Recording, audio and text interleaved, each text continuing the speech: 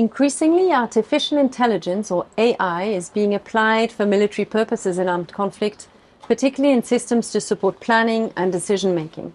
Such AI systems draw on data, such as from drones, satellites, mobile phones, or social media feeds, to produce analysis, recommendations, or even predictions. Most of us use the same kinds of tools every day, online navigation tools for directions, for example.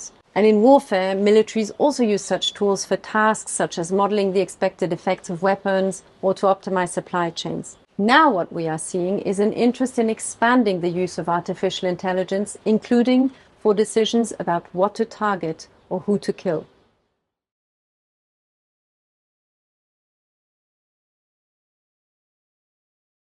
International humanitarian law, or the law of war, limits all behavior and the use of all weapons in armed conflicts, regardless of whether they rely on traditional means or on new technologies. There's never a lawless situation in armed conflict, and that goes for artificial intelligence systems too.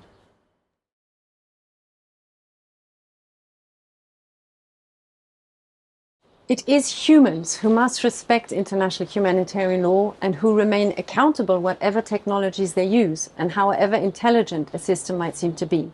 International humanitarian law requires that if you plan an attack, you must take precautions to avoid harm to civilians and civilian objects. You have to take all feasible measures to verify targets are combatants and military objectives. And the risk with artificial intelligence systems is that humans end up effectively just rubber stamping the machine's recommendation.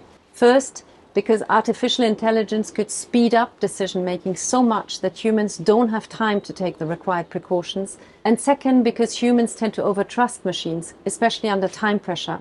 So to effectively comply with international humanitarian law, human judgment must be preserved, especially in decisions that pose risks to people's lives and dignity.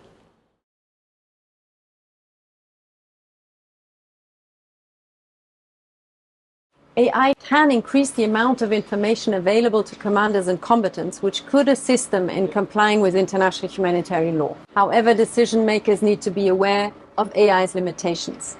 First, AI algorithms can be opaque and unpredictable, and they can embed problematic biases. These systems need quality, representative training data, which can be very hard to obtain in conflict settings because information about the enemy is unlikely to be freely or easily available.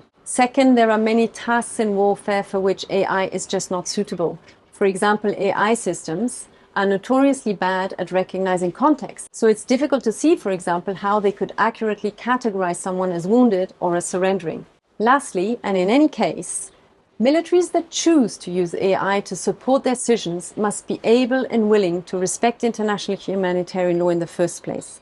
Otherwise, the risk is that these tools will replicate and exacerbate unlawful behavior at a faster rate and on a larger scale.